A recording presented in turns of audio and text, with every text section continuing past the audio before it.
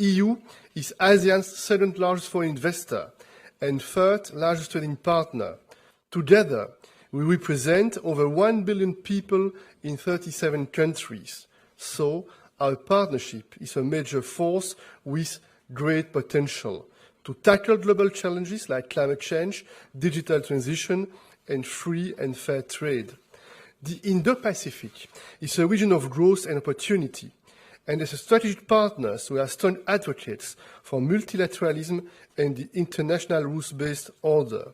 We share the strong belief that global challenges can only be addressed by working together. And today's meeting is also an opportunity to boost our cooperation for greater prosperity. And one way to do that is through trade. Trade is a powerful engine for growth and for creating closer ties between our regions. Our trade agreements with Vietnam and Singapore are a good example, and we are working on trade agreements with other countries in the region. We can also forge stronger ties for the good of our planet. Climate change is a threat to everyone's existence, and we share the same objective. We owe it to the next generation to cooperate on this global challenge together. We also discuss the importance of the digital transition. This will play a massive part in the success of our societies. So, we need to band together to develop safe, fair, and inclusive digital economies. We also discussed the war against Ukraine and its dramatic consequences for the world, especially on energy and food security. This war blatantly violates the United Nations Charter, and the attempt to change internationally recognized borders by force is not acceptable. We will never accept it. We also discussed the crisis in Myanmar that negatively impacts stability in the region, and we continue to support ASEAN's efforts to address this crisis. We support the full implementation of the 5-point consensus and the personal investment of Prime Minister Hun Sen. Finally, we discussed our intensified security cooperation with several Asian and ASEAN partners, including maritime security. Maritime security is vital for the world, is vital also for Europe, due to the importance of trade routes and their protection. It's in our mutual interest to bolster our cooperation in this area. This has been a memorable day. ASEAN can count on the EU to be a steadfast partner. Together, we'll make this partnership even stronger. I thank you. Thank you, President. May I now invite the Prime Minister of Cambodia to take the floor, please.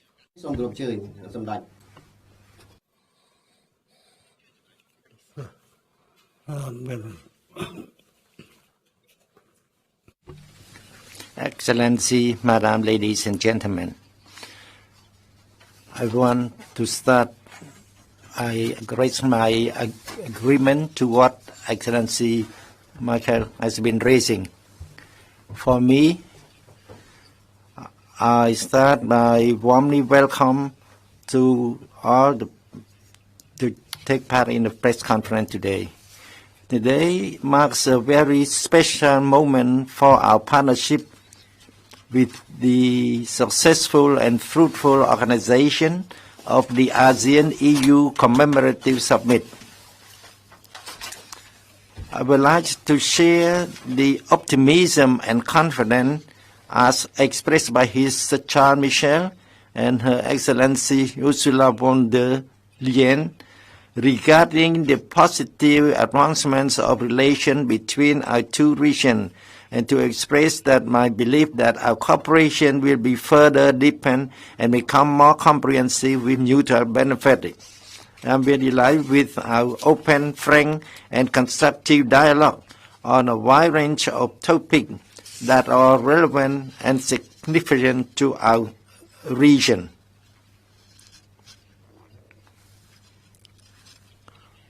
What makes our partnership even more important is the development of worrisome and fragile situation as the world is facing the biggest trial unseen before.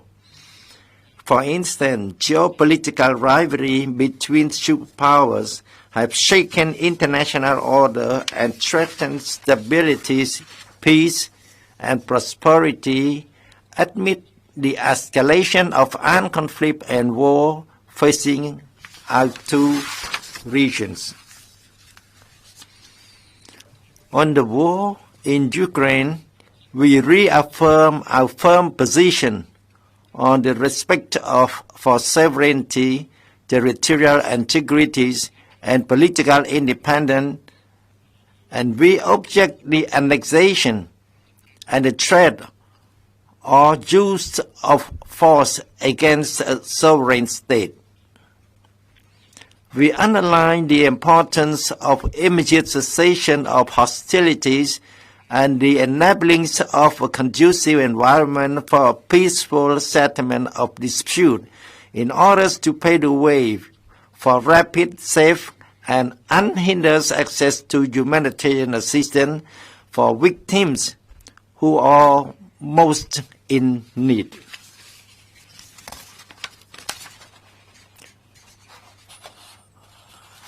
With what I have been mentioned, what is our hope is that our two regions has been connected, even geographically far away, but we are connected, become a strategic partnership.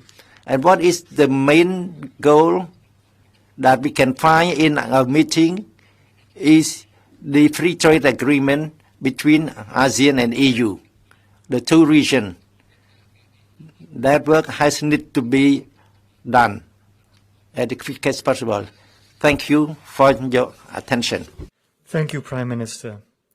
Madam President, can I invite you? Yes, thank you very much, dear Prime Minister Hun Sen, dear President Marcos, dear Charles.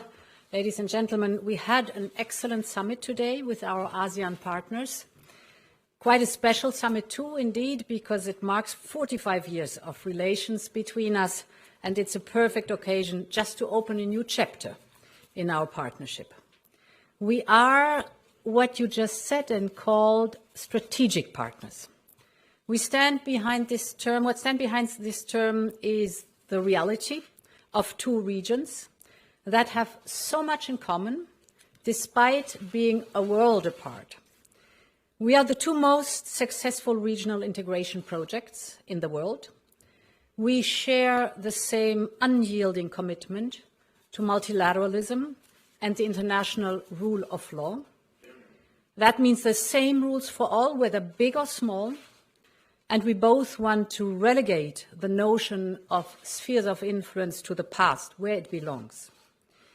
The European Union pleads for closer cooperation between the EU and the ASEAN partners. Russia has unleashed its war of aggression against Ukraine.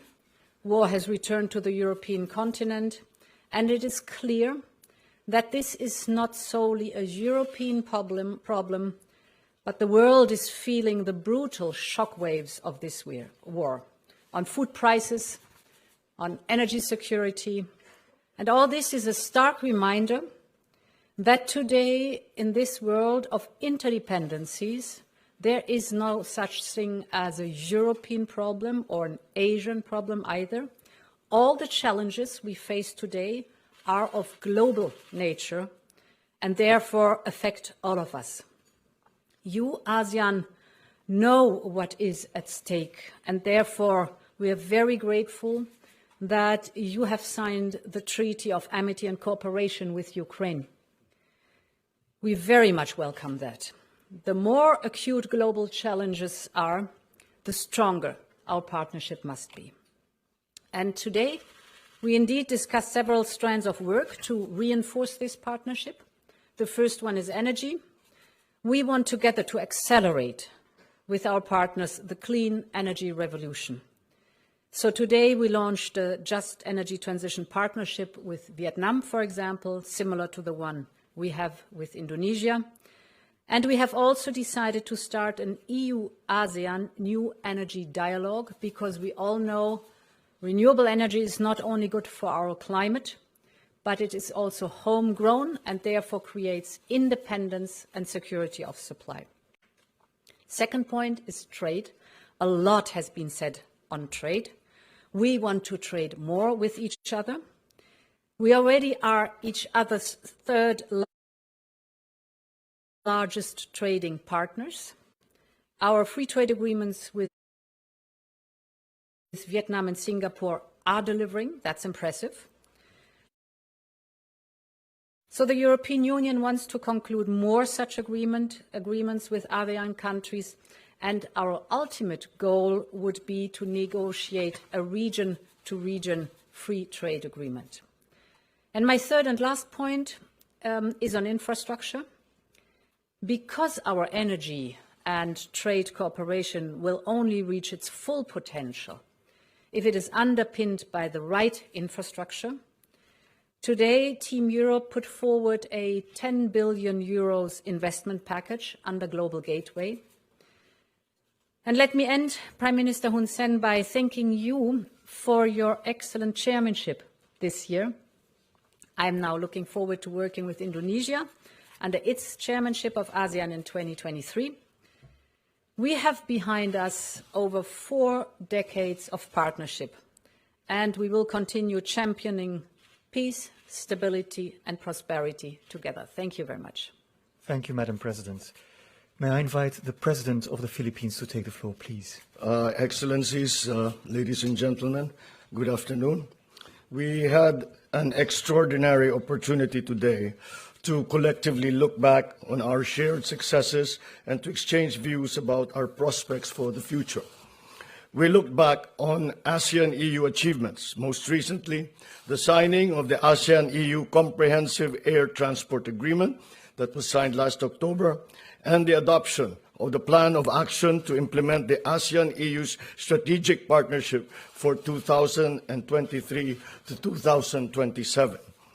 We noted the continued strengthening of cooperation between our regions throughout the pandemic through the following mechanisms: the ASEAN Regional Integration Support from EU+, the EU support to higher education in the ASEAN region, the Enhanced Regional EU-ASEAN Dialogue Instrument, the EU-ASEAN Cooperation on Sustainable Use of Peatland and Haze Mitigation, biodiversity conservation and management of protected areas in ASEAN, the integrated program in enhancing the capacity of AHA Center and ASEAN Emergency Response Mechanism, and the ASEAN-EU Migration and Border Management Program Phase 2, to name but a few. We appreciate the EU member states, and the EU financial institution, in short, Team Europe, for the combined response of over 800 million euro to fight the health, social, and economic impact of the coronavirus pandemic in ASEAN. As we move forward towards post-pandemic recovery, we eagerly anticipate the resumption of negotiations for the establishment of an ASEAN-EU free trade agreement and of the ASEAN-EU Trade and Investment Work Program. I am pleased that today's summit imbued all of us as ASEAN and EU leaders alike with a sense of renewed commitment to continue nurturing and expanding our unique ASEAN-EU partnership, which will serve us well as we are squeezed by the myriad challenges that we have just discussed, such as the supply chain issues brought about by the pandemic, the global threat to food and energy security made worse by the conflict in Ukraine, and to the societal and economic havoc wrought by climate change, to name a few. I am particularly pleased that this landmark ASEAN-EU commemorative summit was shepherded to conclusion during the Philippines coordinatorship for ASEAN-EU dialogue relations, and that the adopted ASEAN-EU joint leader statement is reflective of the broad nature of our relations and shows clear commitments from both sides to further enhance our relations. We hope to achieve more milestones as the Philippines continues to guide the ASEAN-EU dialogue relations until 2024. I assure my fellow ASEAN member states and all European Union member states that the Philippines will continue to expend all efforts available to ensure that the implementation of the plan of action to implement the ASEAN-EU Strategic Partnership for 2023 to 2027 proceeds as intended. We will strive to expand and deepen our cooperation in the priority areas of post-pandemic economic recovery, strengthening public health institutions, maritime security and cooperation, environmental protection, and sustainable economic development, combating, of course, climate change, and connectivity, with its new definition, which goes beyond the strict definition of digital connectivity, but connectivity in all manners, by air, by land, by sea, by digital means. We also will work for the digital transition and the lessening of the so-called digital divide, migration, and gender justice. We look forward to nurturing and bringing forth ASEAN-EU relations to greater heights in our role as country coordinator for ASEAN-EU relations in the next 2 years. Before I end, allow me to thank Your Excellencies, EU Council President Charles Michel, EU Commission President Ursula von der Leyen, Czech Prime Minister Peter Fiala, and all EU member state leaders for your very warm welcome that you have given us all here in Brussels. And we look forward to the next commemoration of EU-ASEAN relationships. Thank you. Thank you, Mr. President. We'll now take a couple of questions. Let me start with someone from the Philippines. We had Alexis Romero from Philippine Star. Yes, please. Good day, President Marcos. How are you doing? Just about managing. Okay, thank you very much. President Marcos, you cited in your speech earlier the need to go beyond declaring respect and support for UNCLOS and to see an effective application of the UNCLOS to address maritime disputes. And we all know that this includes the South China Sea row. What concrete measures can the ASEAN and the EU undertake to ensure the rule of law in disputed areas beyond the usual strongly worded statements? Well, this is one of the reasons that we have these conferences, is to map out any possible actions that might be jointly taken, because every action that might be taken that objects or brings light to a possible violation of the UNCLOS is much stronger when it is brought about by a group of nations such as ASEAN. And if the EU now, with our strategic partnership, is able to also join their voices to that, then that will be much stronger in the terms of actually being able to enforce what UNCLOS is all about.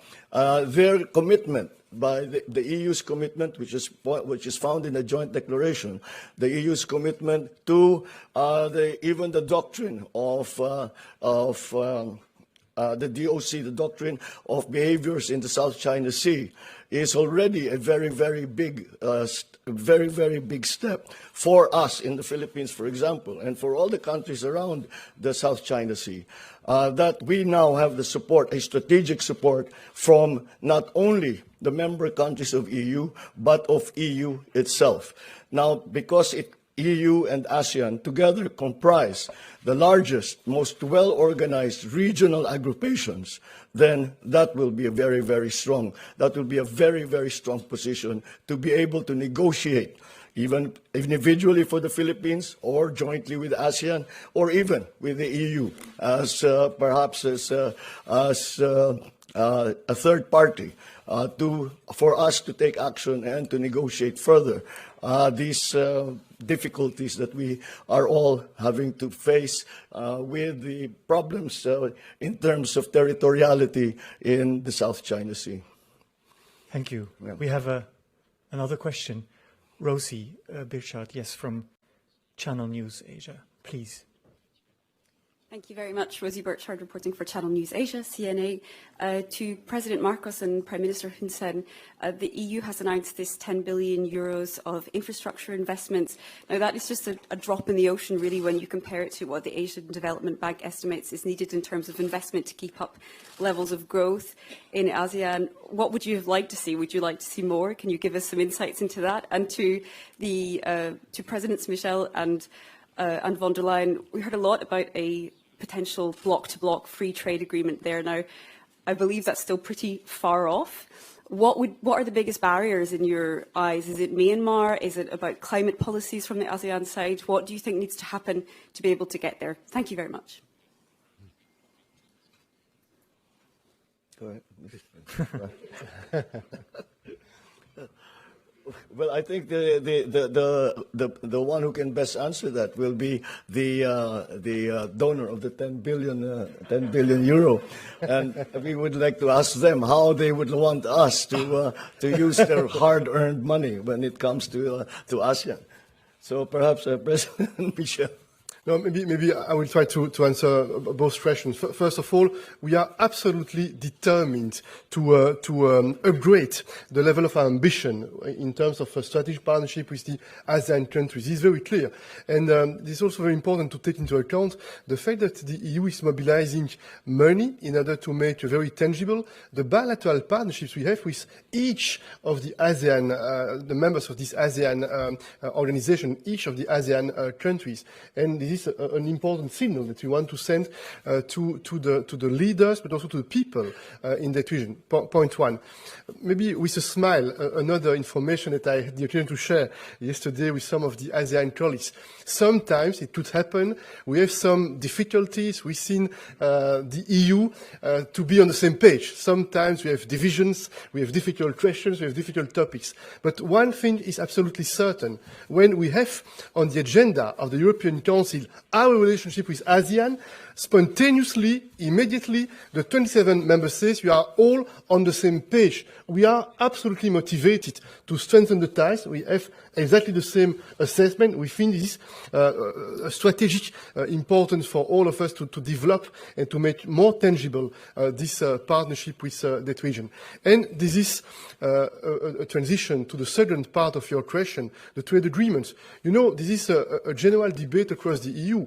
We believe in the free trade. We believe in the globalization, but we think at the same time that we need to work for more common standards, more similar standards, in order to take more into account our common goals in terms of climate change, for instance, in terms of labor conditions, for instance.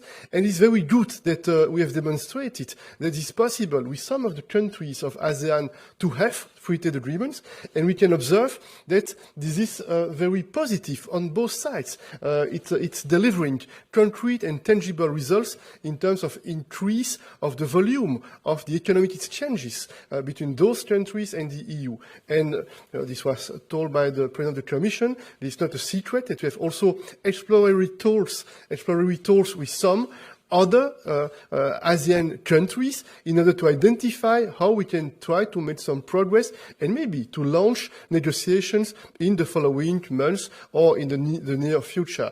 And there is another dream we have. We have the dream to make possible, sooner or later, EU-ASEAN free trade agreement. But of course, in order to make it happen, it's also important that within the ASEAN, steps are made in terms of economic integration. It's not exactly the same situation in each of those countries, and it's probably also an encouragement with respect for the ASEAN countries to observe some progress in terms of economic integration. You can see that we are really motivated. We are very proud because this statement today is a very strong message. This is a strong impetus for the future. There are concrete projects on the table, and we are very optimistic and confident that on a regular basis we'll have the occasion to meet at the leaders level in order to assess what we did and what we need to do in order to make sure that we are implementing what we have decided.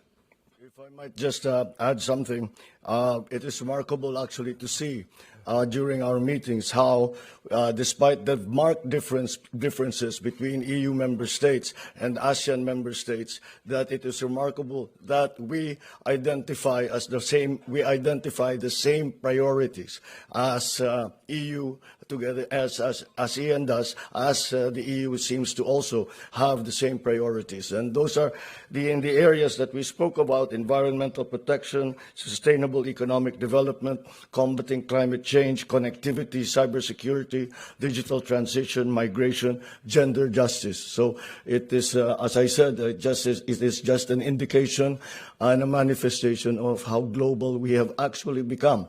And although we come from very different places, from very different conditions, we have a very similar view, very similar worldview of the challenges that we all face.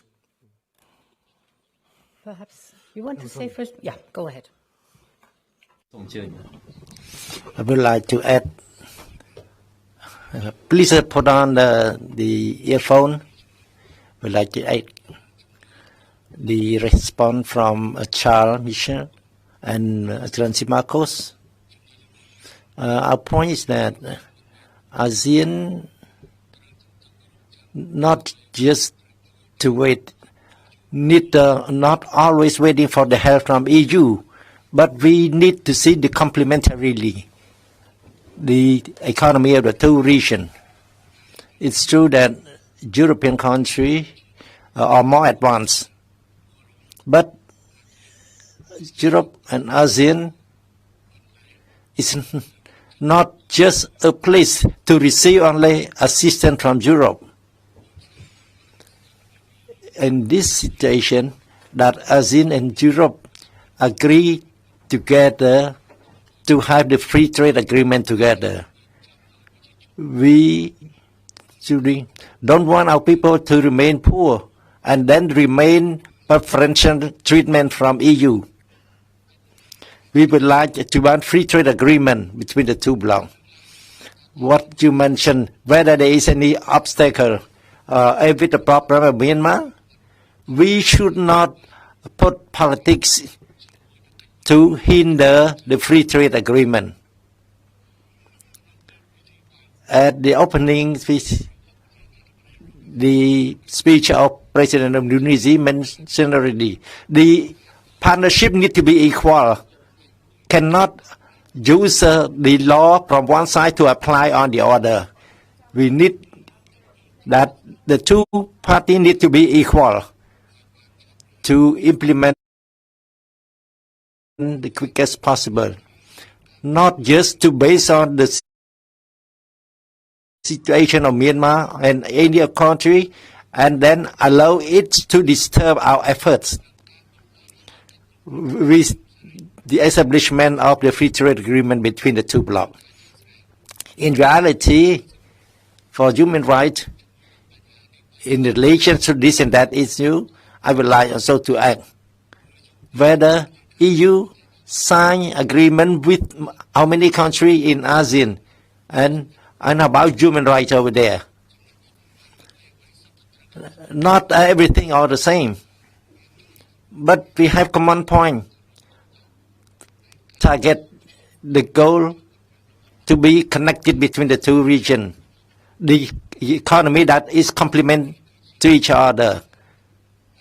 That the point that remind ASEAN to try to stand up, to be partner with equal with EU. Thank you.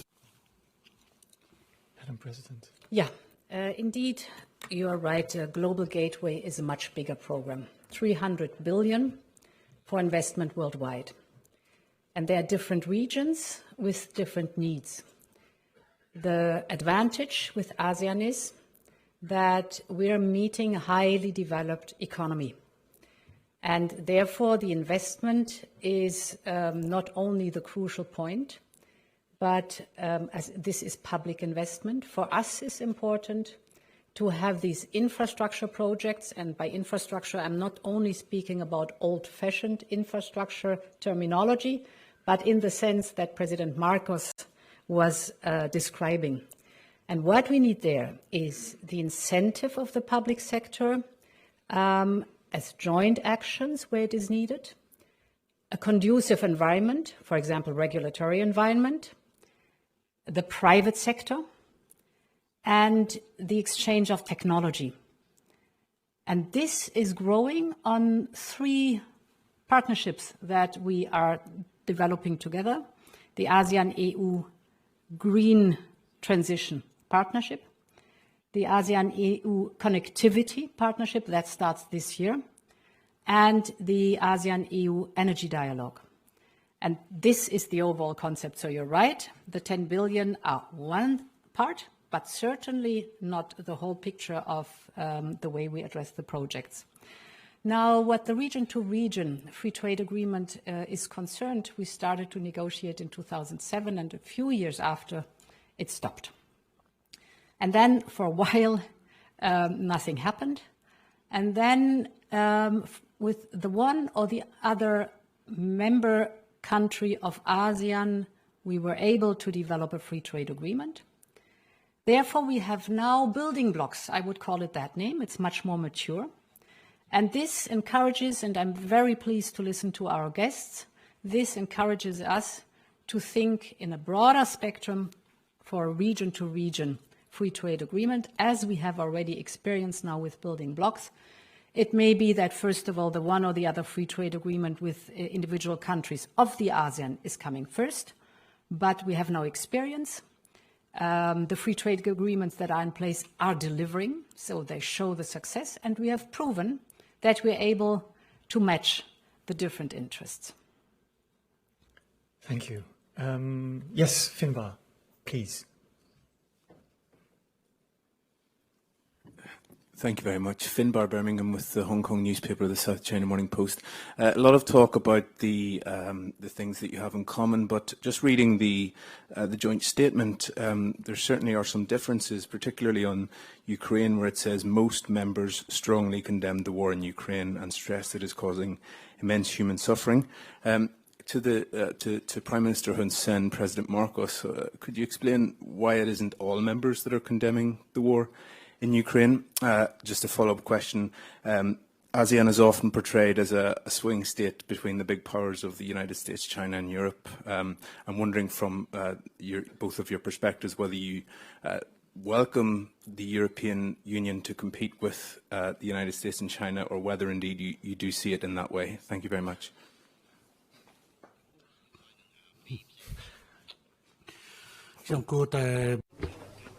I should underline a bit on this point. It's true that in ASEAN, all countries do not have the same position.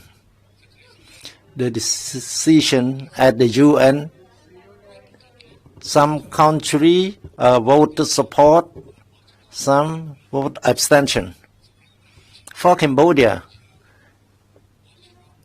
we vote support the UN Security Council resolution condemning the invasion, the annexation of land.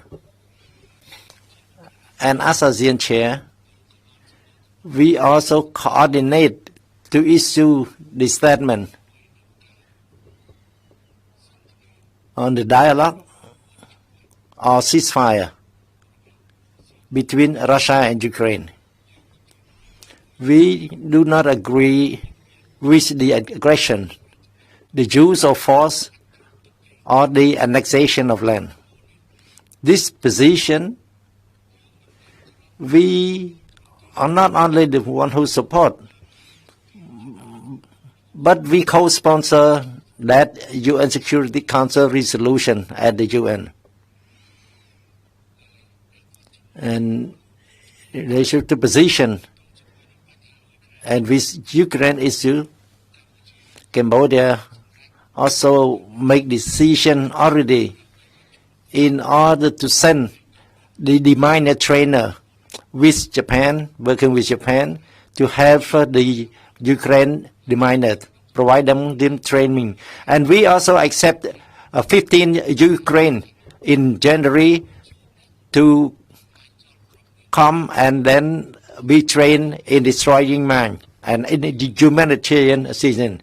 And we send our forces not to fight against Russia and Ukraine. Please, Excellency, Michael, tell the Philippine position. Thank you.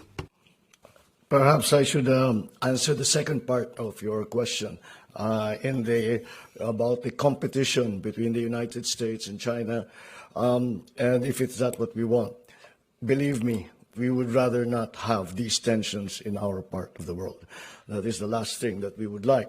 And the Philippines, for our part, has taken an independent policy, and we absolutely refuse to go back to the situation of the Cold War, where we have to pick sides in terms of who the superpower is that we are aligned with.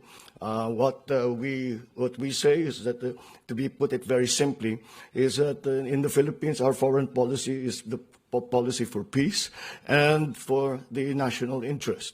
So foreign policy will always be guided by a commitment to peace and the pursuit of the national interest. In terms of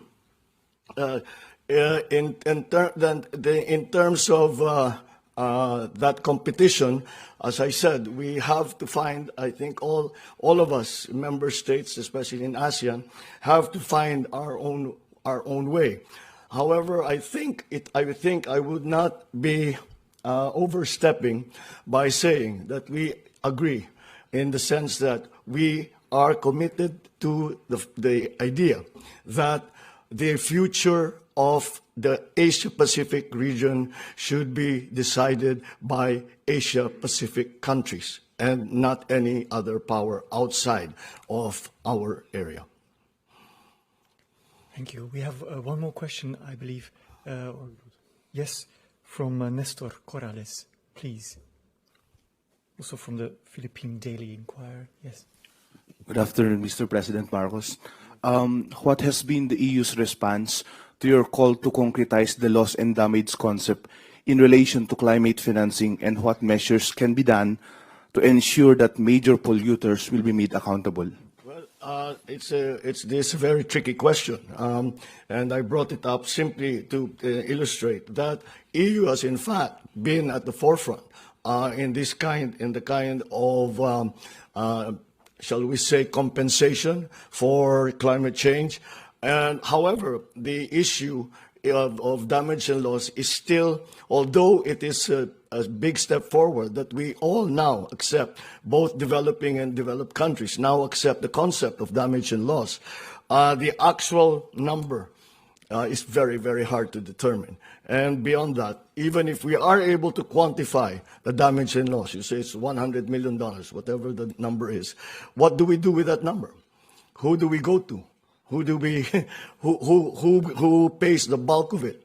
However, I sense that there is a willingness for the developed countries to participate and to help in mitigation, to help in adaptation for those countries like the Philippines, most of the countries around ASEAN that are very vulnerable. There is a willingness to help, but how to provide that help is still a question that we cannot definitively answer.